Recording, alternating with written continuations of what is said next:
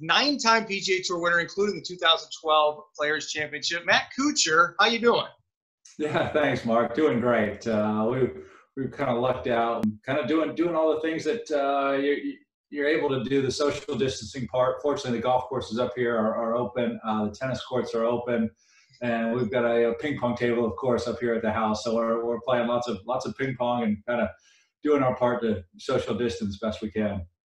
With that said, the Kuchars travel well. I'm assuming there's really hasn't been a year where you've spent more nights in a home bed than you do on the road. You guys are going all over the world. You bring the two boys with you along with Sibby, whether it's New Zealand, whether it's Hawaii, whether it's New York. You guys are always traveling. So I know you made it sound like you're having no problems there, but I think you guys want to pack a suitcase and get going somewhere, don't you? This has actually been really nice. We haven't got to spend enough nights here at this home, and it has been great fun. We're really enjoying it. We've been able to be outside and still be active, so we're grateful to have that ability to kind of sneak outside, go for walks, play some golf, do those things. And it's been healthy for us. I think a lot of the friends I've talked to, they talk about how it's been so great for the family to kind of come together, and the kids are helping cooking, the dad's doing work around the kitchen as well, and then just being much more part of the family. For us, we've been fortunate to keep the family together kind of on the road. They've been homeschooled most of the time, so they've traveled with me, gone everywhere that I've gone for tournaments, and it's been great for me, and I think great for them, because they're very worldly. They've seen a lot of different places, they've seen a lot of different cultures. But us as a unit, we've not really changed that much. We've always stayed very close together, very much a unit, and so it's been we've definitely made the most of it. They've missed hooking up with friends, being able to connect and kind of go play with friends. But I'm kind of serving as that role best I can. I am trying to be as much of a kid as I can. I think there's a saying. It's that we don't grow old because we don't stop playing because we grow old. We grow old because we stop playing. And so I am trying to play as much as I can to keep that little kid alive, and been having a good time messing with the boys. You play really well, Matt. I've experienced it on the PGA Tour and bringing the kids along. With that playing, though, comes some adventures and some dangerous things. The Wilsons have been in ER rooms all over the country during the PGA Tour years. I'm assuming the Kuchars have visited a few ERs as well. That's what happens with boys and kids on the road. But hospitals make me so nervous. Thankfully, my wife has been great. The few times we've had to take the kids in, she's been the one. I stay home with the other and kind of keep one out of the hospital, and she takes one in. But for the most part, we've been lucky. The kids have gotten sick, but not too many broken bones, not too many of major surgeries. Just some scary illnesses when you don't have your local doctor and just have to go find help. Thankfully, the tour has been always great to have a connection with a doctor, a connection wherever we are, and kids, knock on wood, are still around doing well. And you got to be flexible in this game. I know one time Cole, my middle son, 2 hours before my tee time one day, it was in Greensboro, he was running towards the elevator with Lane, of course, and they tripped on each other, and then he hit himself. He hit the corner going into the elevator, and so all of a sudden we were headed to the ER to get some stitches. It's just kind of that kind of stuff that happens. But I'd rather have them rambunctious and loving each other and wrestling, and we'll take our chances with all that stuff. Now, with all those places you've been to, I know you have a home in St. Simon's, great place. I mean, it's hard to beat St. Simon's Island. It feels like Pleasantville to me. Is there any places that you visit normally that you could see yourself living? That's funny. I was thinking about your story of 2 hours before tee time, going to the hospital for stitches. It's not the best way to prepare for a tee time by any means, but you wouldn't trade it to have the kids out there. You want to trade, the solidarity for having the family and being able to be with the kids. But as far as place where we could be, we're certainly happy just being together. However, our family loves the outdoors, loves the adventures, loves whether it's being on the water, being out on some mountain trails, some hiking, and so paradise for me, and I think our family is really been Hawaii. I'm fortunate enough to qualify for Kapalua, and we get to spend a few extra weeks there, whether it's on the early side or the late side after the Sony Open. We fall in love with Hawaii, and that's maybe a dream to sometime call that home. But I would love that at some point. Hawaii is great. Amy loves that too. There's something about that fresh air when you get off the airplane there, whether it's Maui, whether it's Honolulu, it's something special. You mentioned tennis earlier, and I know you're a huge tennis player. As a matter of fact, I think that was really the sport you aspired to be a pro at originally. Right. Sibby played at Georgia Tech. I'm just curious, you guys playing back and forth, the two of you, is it pretty even, or, I mean, can she really handle your serve? Well, when I was a kid, my dad had played tennis at Stetson University in DeLand, Florida, and then he played after college, and I tagged along from pictures of me kind of dragging a tennis racket along wearing a diaper. And so I followed Dad along. I wanted to be a tennis player when I was a kid. Boris Becker was my hero. I wanted to grow up and be like Boris Becker. I think I was probably 8 years old, and he was winning Wimbledon at the age of 17. And I thought, oh man, maybe me in 10 years time, I could be doing that. And then at some point, my love changed to basketball, and I wanted to be Magic Johnson when I grew up. And then all of a sudden, Phil Mickelson was my guy in the game of golf, and I wanted to be like Phil. And so I feel pretty fortunate that dream stuck, that I'm able to kind of chase that dream still. And I've become friends with Phil, and it's been very cool. But as far as Sibby and I competing in tennis, it's competitive. She is definitely the better tennis player than I am. But I told you, Boris Becker was my idol. So I'm from that serve and volley generation, and I can a lot of times miss-hit volleys for winners, and she gets really frustrated with that. But she is definitely by far the better tennis player in the family. Our youngest Carson is 10, and he is quickly going to assume that title in our family. He's doing great. He's getting hard for us to keep up with at the moment, which is great to see. That's fun. I was going to ask you about golf and tennis. I know they're both important in your family and what the boys play. It sounds like Carson might gravitate toward tennis. How about Cameron? Is he more golf? More golf for sure. We would try to encourage everything. They've sporty, athletic kids, fortunately, and kind of anything with a ball and something to play with. They're excited. We here have a basketball hoop, so we've been shooting a lot of basketball. We've also got kind of a makeshift little pickleball court, and we play some pickleball. We turn that into soccer tennis. We turn that into kind of Nerf tennis. We've made up all sorts of games during this time, and been good fun. So it's pretty much anything with a ball and something to hit it with. We're trying to make up games and have fun doing. That's great, getting outside this time. Certainly, I think you guys do that no matter what. But this time especially important to get out and do some exercise. Let's transition to golf for a moment, because I got to ask you about a decision you made in some of your technique back in 2011 that at the time was surprising, but it stuck. And that, talking about the putter grip and the way that you hold it, the arm lock method. You had won the money title on the PGA Tour in 2010, and I were being paired with you at the Sony Open in 11, and you come out with a new method. First of all, how did you figure out that method, and were you a little nervous giving it a shot?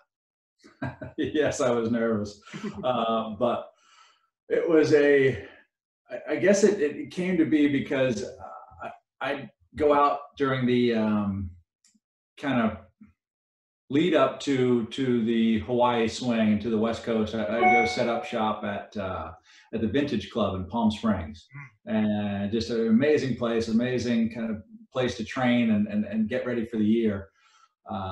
And the Vintage Club will put on a clinic kind of right around the Bob Hope time, and I would help out with the clinic. I'd do a portion of either some hitting, some short game, just they ran a really great show, and they'd asked me to come do a little Q&A and put on a little bit of an exhibition and show off some different shots. And one year they had the Stocktons, Dave Sr. and Jr. there helping with the putting portion. And so at a lunch break, I was chatting them up, and I'd always been a fan of Dave and his style of putting. And I felt very comfortable, very confident in the way I putted and the method that I used. I had actually, I just won the money list that previous year. And I was saying, listen, if I could chat with them and maybe get a little snippet, some techniques, some idea to add to what I do, and if it helps at all, a bonus. If it doesn't help, no harm. So we started talking, and before long, we make our way onto the putting green, and now I'm hitting putts, and he's kind of showing me a few things and how he likes to feel he putts. And basically, he putts as if the back of his left hand is the putter face, and he just takes the back of the left hand and pretends that's the putter face and tries to keep it as square as possible, kind of as long as possible to the hole, or to his target, I should say. And I believed in that, like that, and so I'm trying, and I keep hitting putts, and he's not loving exactly what I'm doing. And so before long, and in 2010, I was actually putting cross-handed. Before long, he said, just switch to conventional, and I switched to conventional, and still he wasn't loving how I was doing it. So I ended up choking down where the putter came, just kind of past where my watch would be on my wrist. And I said, what if I just, hold it there and keep it there as I putt? And he said, yeah, that'll work. And I started just wrapping one after the next into the hole. And when I was a kid growing up, I remember I had a very big forward press and putted very much that way. So to me, yeah, you did. I remember that when you won the U.S. Amateur and stuff. Yeah. So it felt it felt natural. It felt like I was kind of putting like I did as a kid. And so it clicked pretty quickly once I put the grip up my forearm just a little bit. And I remember I went home that night, and I talked to Sibby, my wife, and said, Sibby, listen, I really think I'm going to make this change. Give me 2 months and remind me about this conversation. Make sure I am not just a complete idiot. And if I am not putting better, if I'm only putting equally as good, make me go back. Please make me go back and remind me of this conversation. But I had some great success. I remember making a good run at match play just about 2-3 weeks later. And I knew that running match play was largely due to me making a bunch of putts. And so it stuck and has been a good formula for me. Right out of the gates, too. I remember you having 3 straight top 10s, if I remember correctly, when you came out with that putting method. Yeah, there were a lot of other guys, yourself included, and a lot of other tour pros going, Matt, what in the world are you doing? I said, I'm giving it a bit. Just hang on. I might be an idiot, but I've got a reminder coming in about 2 months' time, just in case. Well, the imitation, right? Then all of a sudden is the greatest form of flattery. Jim Furyk, I remember playing with him at the Memorial just a few months later, and he was trying out that method. And now Webb Simpson uses it. There was a guy back a long time ago named John Schlee who also won the Sony Open, who did that back in like the 70s, 80s. Did you ever see pictures of John Schlee? No, I had heard that. And it's funny. There's all sorts of different methods, and you're right that imitation is great. I've had a bunch of people come up and ask me about it. And now that Bryson DeChambeau does it, it's really validated. If that guy does it, it must be the best way to do it.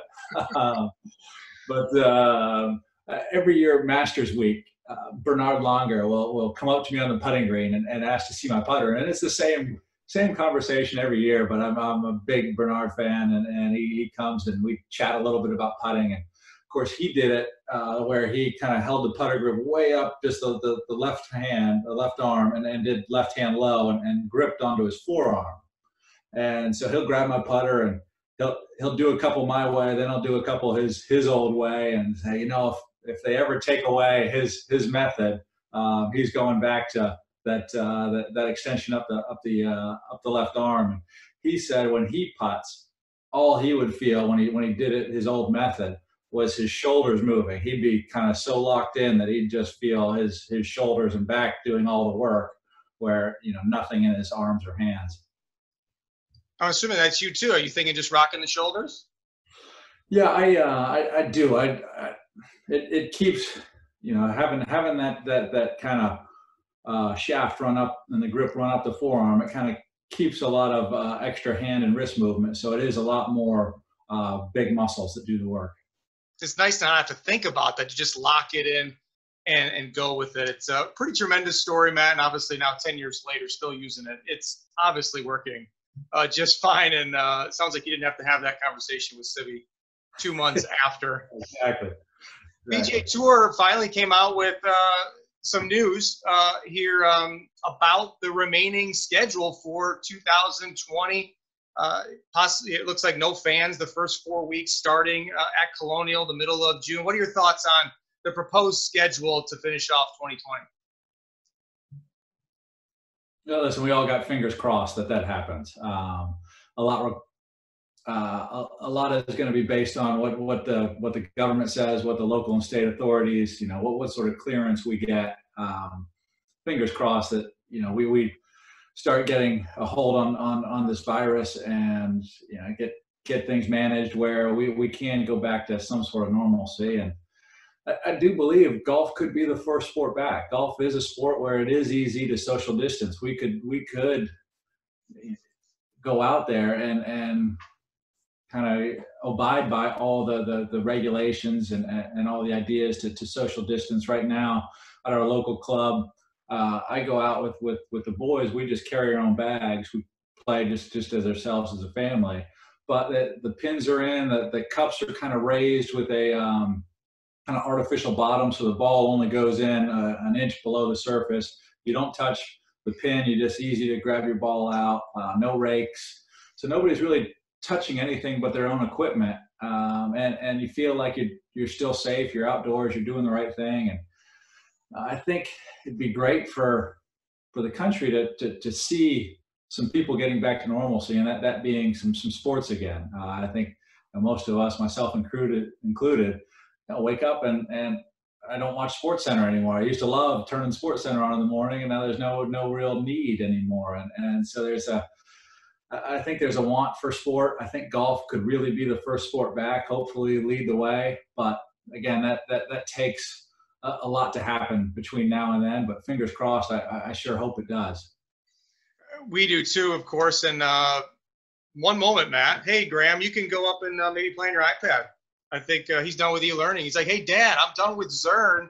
I need something to do. This is how it goes. Apparently, he didn't see the on-air sign at the top of the stairs. That's part of life now. But yeah, I hope that we get the schedule rolling again. And I agree with you. There'd be a boost in the morale of the country to have some sports on. And it's not just the athletes that are missing it. It's the communities too that the tournaments support. The charity dollars that go to all these different communities that we visit is something that's missing when a tournament's canceled. So hopefully we can get that up and running. And one of the events, the second one back, is right behind me here, the RBC Heritage one that you won on tour. And we'll talk about that in a little bit. But first, I want to talk about if you remember any of your 12 third place finishes as well as one that stands out, and that being the Olympics. Well, I certainly remember the Olympics well. I was a long shot going into the final round, and in the Olympics, there's no check for a 10th place finish. There's no bonus for a top five. It's first, second, third, and that's really it. However, I would go back again if you told me I could only be a participant and not a medalist.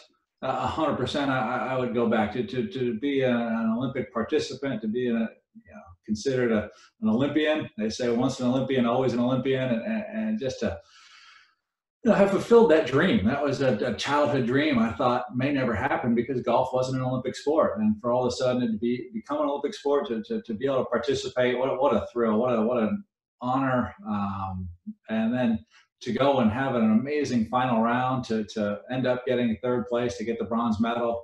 I cannot tell you the amount of pride I had. I mean, I nearly started crying on the golf course. Certainly tears came to my eyes on the podium. But you burst with pride, and the thoughts that go through your head.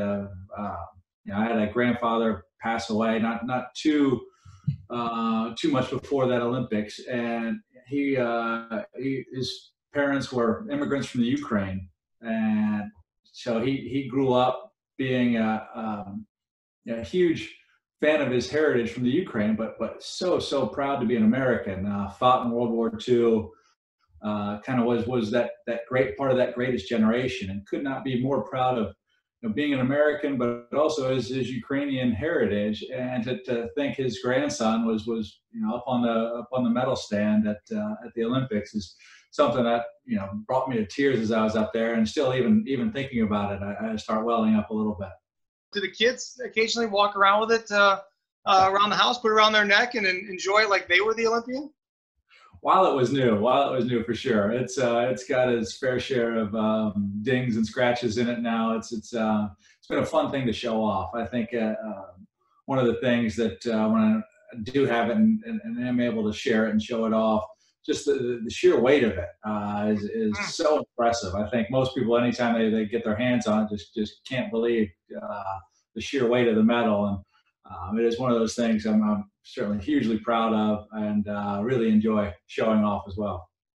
Good luck making that team that's now going to be in 2021 for Tokyo. Hope you can have a chance to be back there and be an Olympian once again. But like you said, once an Olympian, always an Olympian. You've been part of a lot of team sports or in golf, and you've been really successful, winning a couple shark shootouts, winning the World Cup with Gary Woodland, winning the CBS with Zach Johnson, then many President's Cup and Ryder Cup teams. You like to talk smack, Matt. We know it. I know it. Is that what you like so much about team competition? I think I've gotten really good at picking my partners well. But at the same token, I'm hugely proud of qualifying for so many. The amount of Ryder Cups and President's Cups, I think I'm up to 9 now, which hugely proud of. But playing with Harris English for a couple titles at the Shark Shootout, Zach Johnson at CBS, Gary Woodland for the World Cup. I've picked some really good partners and benefited from riding some coattails. For me, it's not so much the smack talk. It's so much. Golf is fun when you have a partner, when you have somebody to really bond with. We play an individual sport, and I love the fact that it's an individual sport. Last night I went out to the driving range just with my shag bag all by myself. The range is actually closed. I hit balls, just shagged my own. And love the peacefulness of being out there all by myself, having the place to myself, and hitting balls and having that kind of quiet time and that joy of just striking a golf ball. But something about team, the team aspect I do love. You also like the competition inside the team room. From what I've heard, there's always a ping pong table. Is there anyone you're scared you might lose to? Not on our team. Occasionally we get a chance, like the BMW Championship will bring in a pro. The past few years, a guy named Timothy Wang has been a star from the U.S. side of the table tennis world, and getting a chance to hit with somebody like that. And I know we all have certain levels that of where we are, and people put me high in the golf world, but I know where I sit in the ping pong world, and it's very, very, very low. Getting to see somebody that's truly great at something is really good fun, and getting a chance to hit with some of the great ping pong players has been fun. I always try to learn. I'm trying to learn a new serve, a new return, something. One of the things that surprises me is how much footwork is involved in ping pong. When I play, I use kind of long arms and some good hand-eye coordination and not much footwork. But the good players, it's amazing to see how, they've got these huge quads, and they're always just bouncing around with tiny, fast movements. It's impressive to see. Players these days are using the ground really well. You think of a Justin Thomas in golf. I guess in ping pong, they do the same thing. That's interesting. I'll have to think about that and be aware of that the next time I play. And I'm sure I'll find that I'm pretty much just hanging out there on the ground, not moving around. But talking about the swing, on Mark It Down Live, what we like to finish every show with is a swing thought that our guest has used maybe more times than not, like something maybe you just kind of tend to go to, gravitate towards more in your career than any other? Do you have something like that? I do. It's funny. My first lesson with my instructor now for nearly 14 years. I think we hooked up in 2006. Chris O'Connell. So we hooked up. I kind of at that time had gone back to the nationwide tour at the time. Now it's Corn Ferry Tour. But when I hooked up with Chris O'Connell, he kind of had two of my first lessons I go back to a lot. The first one was I like to kind of fade the ball, and I used to aim left and kind of hold on to the club and try not to release it best I could to always scared of the left ball to make sure the ball didn't go left. So I'd aim left and kind of just drag the club down the line and try not to release it, hoping the ball would never go left. He changed me to trying to aim square to the target or even right of the target, to release the club, have the club go around me, to try to start the ball left of my aim as opposed to start the ball right, and kind of hitting more block cuts, to try to hit more pull cuts was my first lesson. So I go back to that one a good bit. The second one, when my left shoulder kind of pulls up, again, that drags me down the line. I try to keep the left shoulder driving down kind of behind me during impact as part of one of my downswing moves, as opposed to kind of falling back this way. I try to keep the left shoulder going that way. Exactly. So those are two of my go-tos. The big thing, what I've worked on with Chris over the years is if you basically take my right palm as the club face. There are guys who come in to the ball, and some guys come in and it's open and then closed, and have very pretty swings, but the amount of time that the club face is actually square is very short. So there's a lot of timing to get that right. I try to play a game that's a little bit more shut to open with the club face, so that the club's square much longer. So the big thing we work on is basically eliminating face rotation, shaft rotation, that rolling of the club, where that's just a lot of timing involved. I try to take a bit of the need of timing out by playing more kind of shut to open. Your consistency over the years with all the top tens you've had, and then of course the 9 wins on the PGA Tour, certainly back you up on that club face is square a lot longer, coupled with the putting method you've employed over the last 10 years. Pretty impressive stuff. You got to win 2020 already in Singapore. How's the game feel? You be ready to come back here in a couple of months? I am really enjoying being out with the boys, going out. We play kind of every other night. We go out with the bags on our back, play a little 6-hole loop at the club, and it's been great fun. I've enjoyed playing with the boys. What we do, my oldest loves his golf, playing really good golf. He plays a game against me. He plays 2-ball best ball, basically a 2-ball scramble. He plays against me, and then my youngest gets a 2-ball scramble. And some days, instead of a 2-ball scramble, he'll get 1 free throw on every hole. So no matter where he is, he can pick up the ball and throw it. And he's quite competitive with that. He's got a good little throw. He's thinks about when to use it, and typically around the green. If he's got a chip shot, he instead of chipping it, he throws it, and it gets the best of me a lot of times. It reminds me too, one last thing I want to talk about is with tennis. When I play, I don't even play a ton of tennis and ping pong. When I'm playing golf, whenever I have a really delicate kind of flop shot around the greens, I automatically picture myself hitting a drop shot in tennis. You do the same thing? Yeah, I do. I think I've talked a lot with Brad Faxon. Brad Faxon's one of the best ping pong players I've played, and I've actually never beaten Brad. Brad's really, really good. He's a great racket sports guy. We've played some tennis. We've played some pickleball, some pop tennis. He's a really good racket sports player, and he feels like around the greens, there's so much kind of maneuvering of the club face, so much kind of manipulation just with feel and touch, and some of those flop shots, some of those delicate ones where, to me, it is like manipulating a racket, whether it's a ping pong paddle, a tennis racket, where you just kind of are hitting a drop shot, a drop volley, or something to give that feel. So we feel like you kind of open up some creativity by bringing some skills from some other sports into it. Great thoughts from Matt Kuchar. I really appreciate your time, Matt. And you, Sibby, and the boys stay safe, and look forward to seeing you back on the PGA Tour real soon, and hopefully here at Harbortown, where you've won and you finished second last year. Yeah, thanks so much. I'm awfully excited. Fingers crossed, like I said, we'd love to get back playing. Love to be back at Harbortown again. I remember last year I birdied the last hole, and it was playing super, super tough. And I thought I'd gotten just close enough that I was going to get in a playoff. And I was so excited, and it didn't work out. But to birdie the last hole and have a chance, it was so much fun. It really gets the heart racing. And I think that's what we as competitors love. There's times where you're really in the thick of things and able to come through it. I mean, sometimes you don't. When you do, boy, it feels great. So that was a fun event for me. A bummer not to win, but still such a great final round and final hole for me.